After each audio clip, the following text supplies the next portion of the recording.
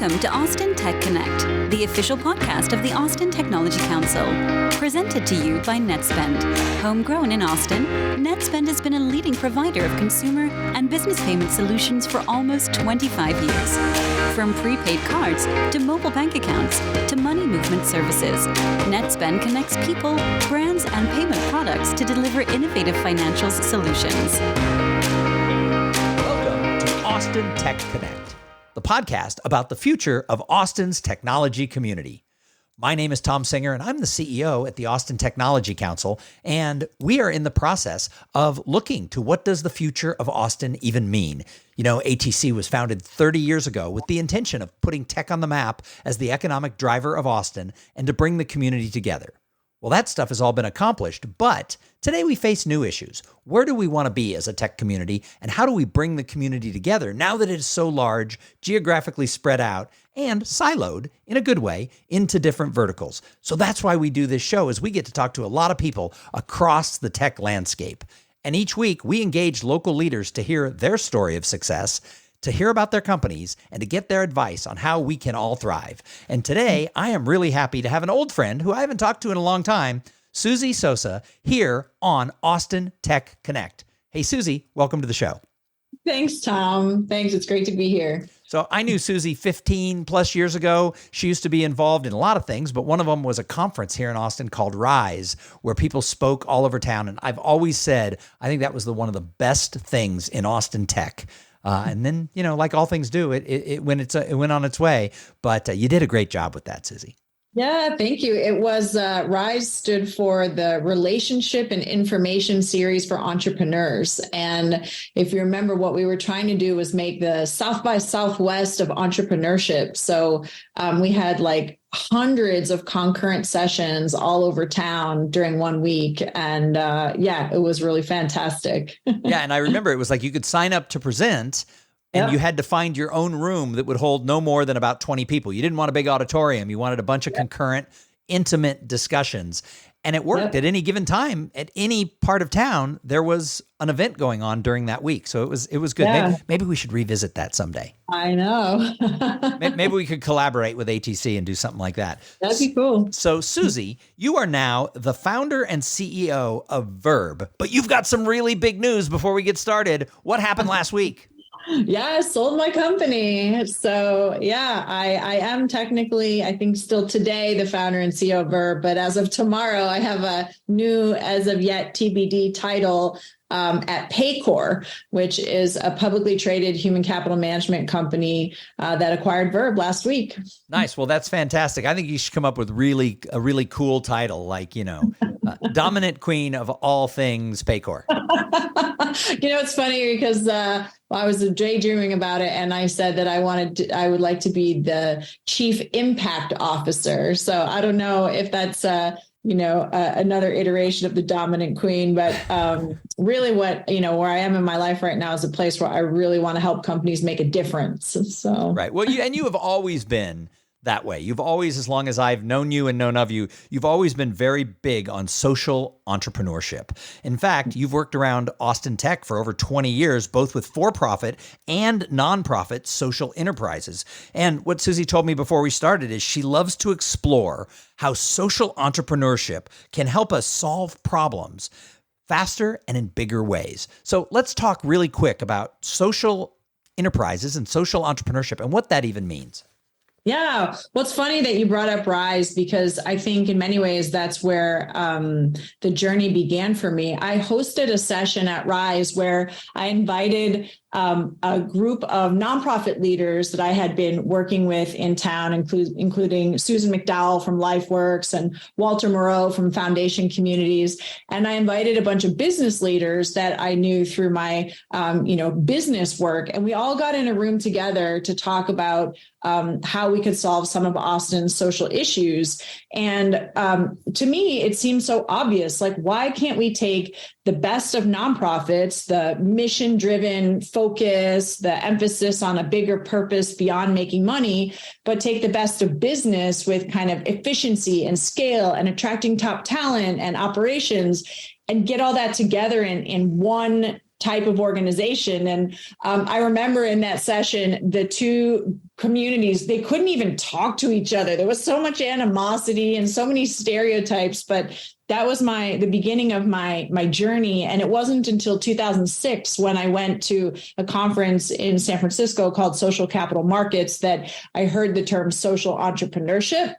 And I realized that it was a thing. It was a movement of people who were across both sides of the aisle of for-profit and nonprofit. But in the for-profit world, they were purpose-driven companies. Like Tom's Shoes was one of the very early, sure, poster children. And then in the nonprofit world, it was organizations that were looking at earned revenue and innovative ways to scale. And so Charity Water was one of the poster children there too. But that's the world that I've been so passionate about, which is how can we take the best of nonprofits and the best of business, put them together and solve like really big problems at scale. Nice. Well, and I think that's awesome. And that's the type of that you're the type of entrepreneur we're looking to get back involved with the Austin Technology Council, because we want to really come up with the new mission of where we're going to go and how we're really going to impact our region as we go forward. And you're right. It's got to be those people who realize that there's business, there's the nonprofit. When you can bring the best together,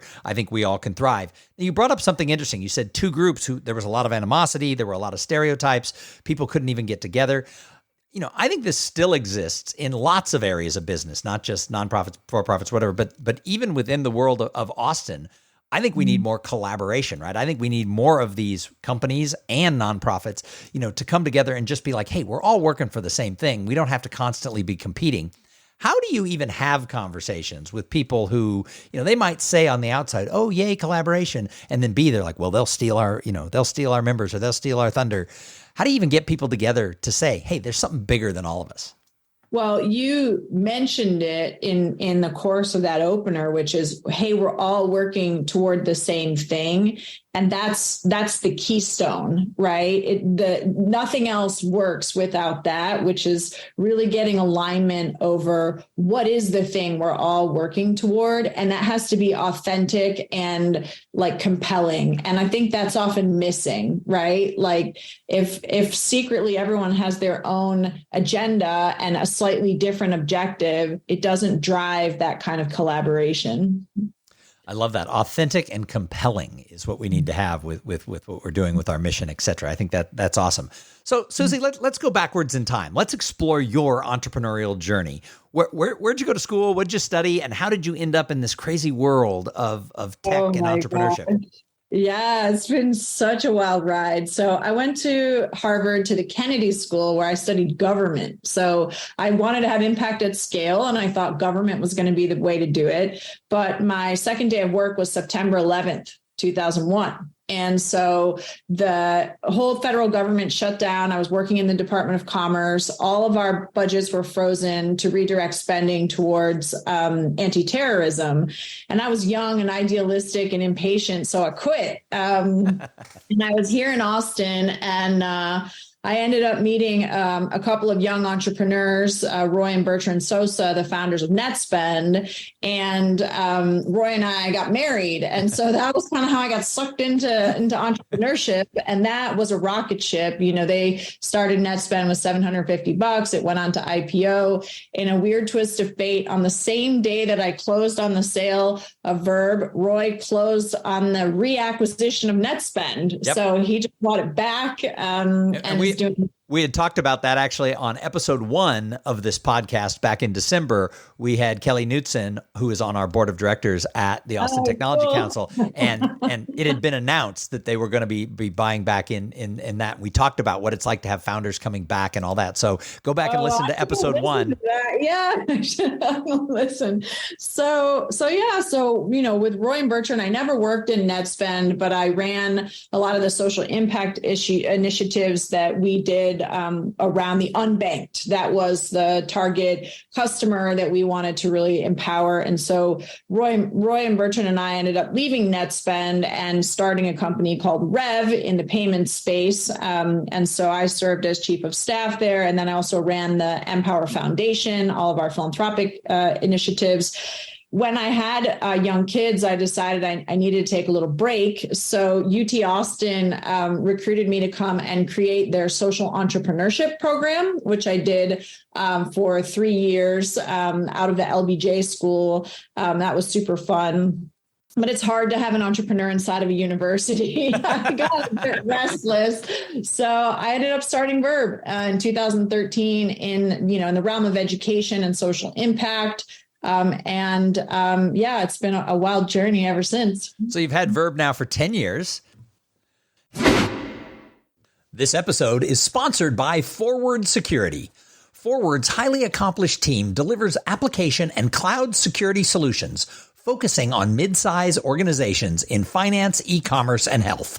Their Eureka DevSecOps platform makes managing application and cloud security tools, processes, and issues simple and effective, while their Eureka DevSecOps service helps with achieving DevSecOps transformation goals. If you're a software provider looking to reduce risk, gain market share, and increase profitability and privacy, check them out at forwardsecurity.com, and we appreciate their support of this podcast. I guess, you just sold it last week. So let's talk about what is Verb and what have you accomplished and what do you look forward to with the merger then into Paycor?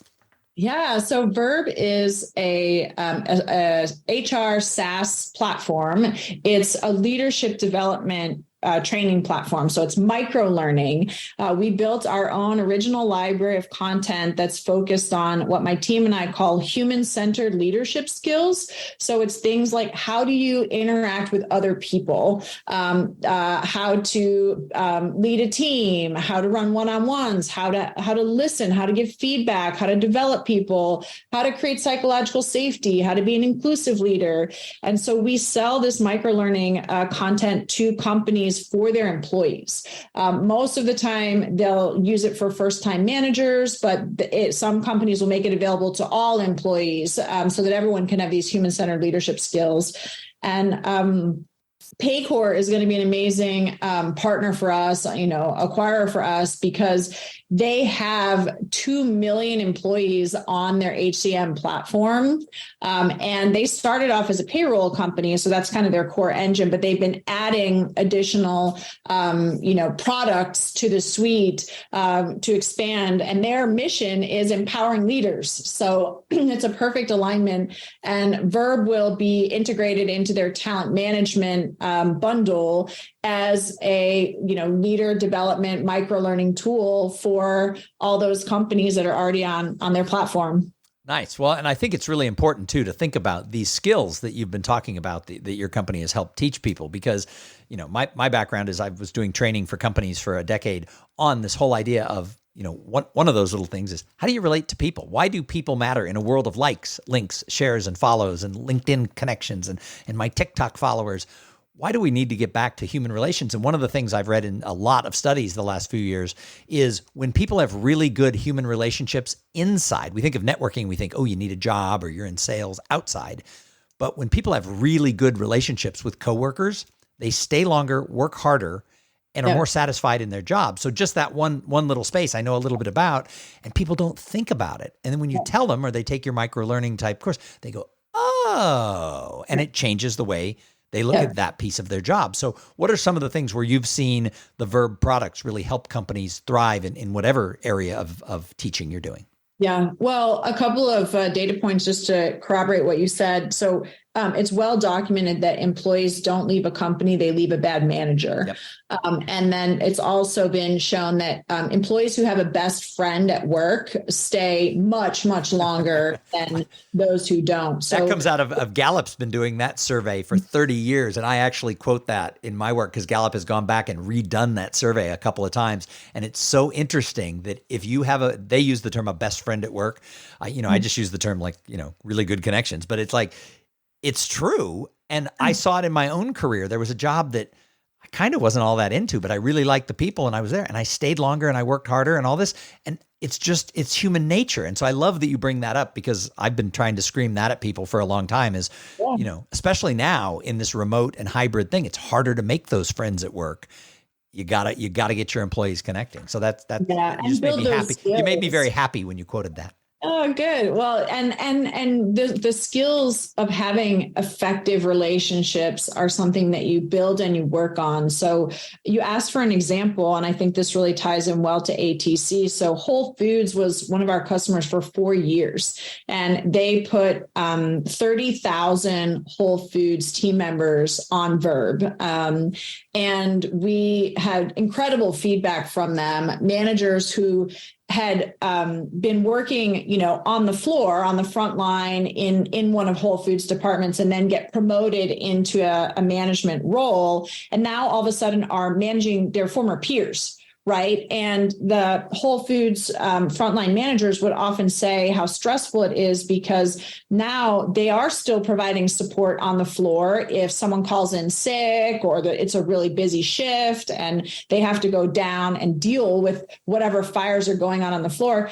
Oh, but now they have all these administrative responsibilities too that are sitting up at a desk somewhere that they need to take care of. And so being able to handle those complex people interactions with their new direct reports, also with customers, as managers, they are now expected to resolve customer issues with skills that maybe they didn't have developed before, and to do that time management, the stress management, and all of that. Those are the kinds of capabilities that we teach on Verb. Nice. I think that's awesome. So let's talk about the sale. So the opportunity came to sell the company. What was it like? I mean, a lot of people think, I'm going to start a company. It's going to be a dream. I'm going to be bought by a big company like Paycor. What's it like to sell a company, Suzi? Well, my kids are 11 and 14, so I haven't been through this exact thing yet. But from what I've heard, I think it's a lot like when your kids go to college, where it's really what you've been wanting the whole time. Like, you're preparing them to leave home. But when they leave, you're like, oh my God, I'm going to miss you. You're not going to be here. We're not going to see each other every day. I'm not going to know what's going on in your life. And it feels a bit like that. Like, of course, I was growing this company to reach millions of people and to reach the kind of scale that Paycor is going to make available. But it's not going to be Verb anymore. They're going to sunset the brand, and I don't run it anymore. And my team members are going to get absorbed into Paycor's team, and that's a wonderful team. But the thing that was Verb is going away, and so it's a bittersweet moment. It's like everything you strove for, and yet it's the end of an era, and so it's a little bit sad. I love that analogy because your kids are 11 and 14. Mine are 21 and 26. And my joke is like when people have kids your age, I go, enjoy it. They grow up fast. They go to the most expensive colleges in America. They turn on you and they don't move home. And my kids go like, we never turned on you. I go, no, but the rest of it's all true. But you are right. It's, you miss them, but you're also really proud of look where that is going now. Look at the accomplishments that the kids are having. And I think that's what you're going to see with Verb, even with the brand gone, you're going to see the product go out and impact so many more people. There's still going to be that satisfaction. Exactly. It would have taken us so many more years, especially in light of the challenges in the economy, to reach, my first milestone was to reach 1 million employees. And I wanted to go beyond that. And so it would have taken us years to reach that milestone on our own. And now with Paycor, we'll be there next year. And so that's incredible. And even for my team, we've been a small size startup. For many of my team members, they've never had a mentor or they've never reported into someone with more experience with them because we're a small company. And so now, my engineers get to go learn from these incredible, senior engineers and architects. My VP of product gets to go be mentored by incredible product leaders. My designer, who was the one and only designer in the company, now gets to go be in a team of designers. And so it's incredible to finally be setting it loose into the world to do its thing. But of course, one of the questions, that's so blatantly obvious is like, oh, well, what are you going to do now? And the truth is, I don't even really know. I got to get my team integrated over the next couple of months. But my role, even, the CEO of Paycor said, it's TBD. And so that's a weird feeling. Sure. Well, I think you're scrappy. I think you'll figure it out. Yeah. So, like I said in the introduction, you've been around this Austin technology entrepreneur community for a long, long time. You started off, I loved your analogy of being a government employee who was, young and idealistic. So, you're still young, and I think you're still idealistic, but with 20 years now, plus years under your belt, what do you think about entrepreneurship, social entrepreneurship, and the Austin tech community? Where have you seen that change? And then I'll ask you later, where do you think we're going? Yeah, in the social enterprise community, I feel a little bit of worry for Austin because I don't think it has grown and strengthened to the level that you would have expected with let's call it 15 years, behind us since it really became a thing. In fact, some of my early social entrepreneurship friends who started organizations, in the early and mid 2000s have even left Austin and gone to other places. So I think we do have a little bit of a crisis around community. When I was running Rise, it was an era when the entrepreneurship community was tight.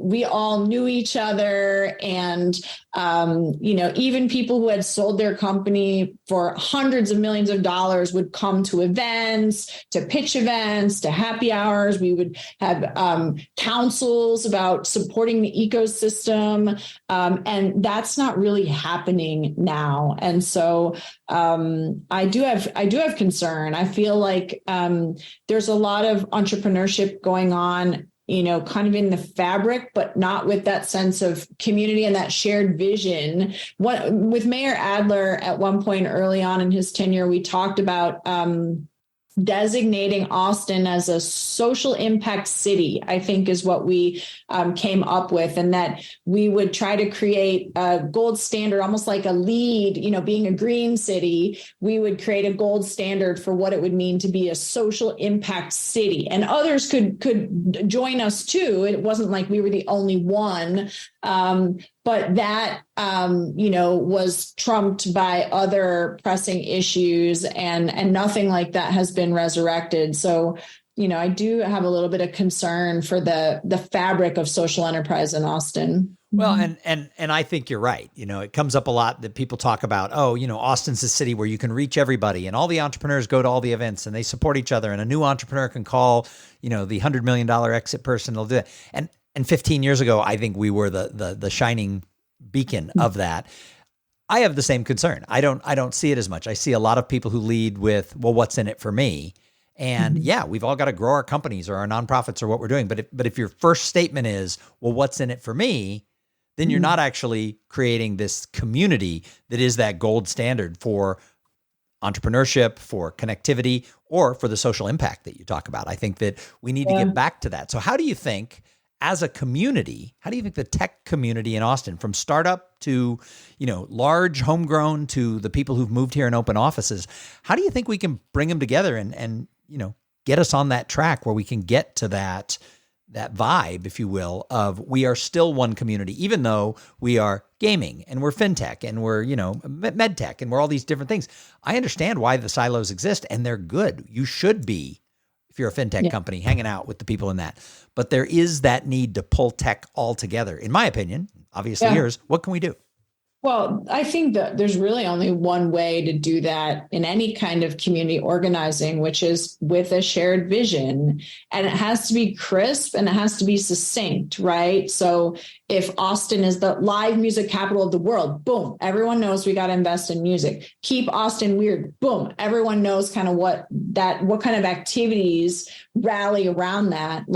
So there needs to be some kind of rally cry that is, again, authentic and inspiring to enough of the community to pull them out of their little pockets. And that doesn't exist right now. Mm-hmm. Yeah, well, I'd like to have this conversation offline, because that's what we're trying to figure out at ATC. And I say this all the time. We can't be a grassroots organization if the grassroots doesn't come to the table. What Tom thinks doesn't really matter. I need to have those visionary, leaders coming together saying, here's what we need to do. So that's what we're trying to do. I'm going to be calling you later and having more conversations.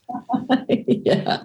So what's your gut feeling for the future of Austin? What is that future of Austin? Oh, I mean, I think Austin is going to be incredibly successful. I think it's already reached escape velocity. The number of cranes hasn't waned in decades. So, in terms of wealth and progress and opportunity and all of that, I know Austin will be very, very successful. It's a different scale of city now. It's like with startups, frankly, right? A startup of 20 people is not the same as a mid-size company of 300 or 500, which is not the same as 3,000, which is not the same as 30,000. And you can't lament that a company with 30,000 employees doesn't feel like a company with 20 employees. They're different creatures. So yeah, Austin is not the kind of small, sleepy, hippie town that I went to. Was a UT undergrad. I came here in 1995 and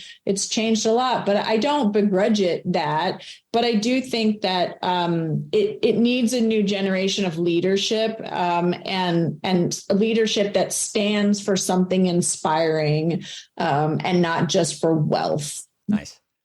So I ask everybody who comes on the show, my line as a speaker is I tell audiences all the time that I believe that community, collaboration, and conversations can solve all problems. And I joke around saying, what if everybody who worked in Washington, D.C., in the House and the Senate, every time they came to work had to lead with community, collaboration, and conversation?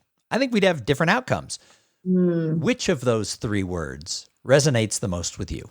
And why? Well, it's really interesting because I do believe it's conversation, but it's a certain kind of conversation. It's one that where the dominant role one plays is of listening and of curiosity, not of convincing and arguing, right? And so I think that's really what's missing is curiosity, listening, and the ability to be with people who hold different views from you and not make them wrong about that. Right. So that's what I would invest in if I could pick any one of the three is conscious conversation. Let's call it that, where it's not about proving that you're right and defending your view.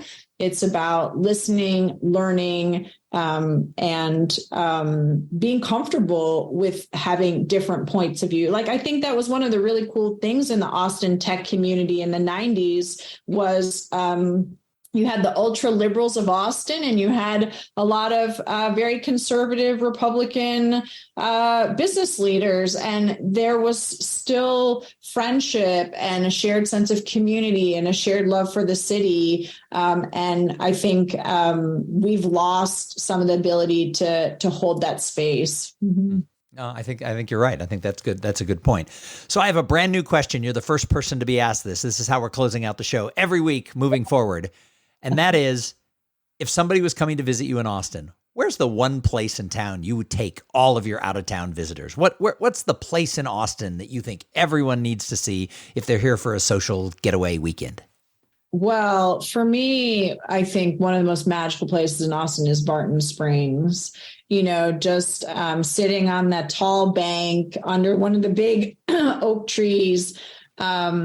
It's like magical. I don't know. I feel something vibrating in me when I'm there, and you go in that water and you come out, and it's, you feel a sense of rebirth. It's special. I feel like it's one of those like energetic nodes on the planet or something. So if you want to fall in love with Austin, I think you go sit at Barton Springs and bathe in the waters of Barton Springs. Mm-hmm. I love that answer. You're the first person to answer it. I had no idea where I was going with this. I made this up this morning that I thought, where do you take your out-of-town guests? And where do the tech people want to take people they're trying to recruit to town? And what is that vibe about? What a beautiful answer. I think that's awesome. And when I moved here 32 years ago, that was one of the first places that we were brought by people who we met. And I don't think people go there as often. I think there are probably a lot of people listening to this show right now who've been in Austin a decade who've never been to Barton Springs.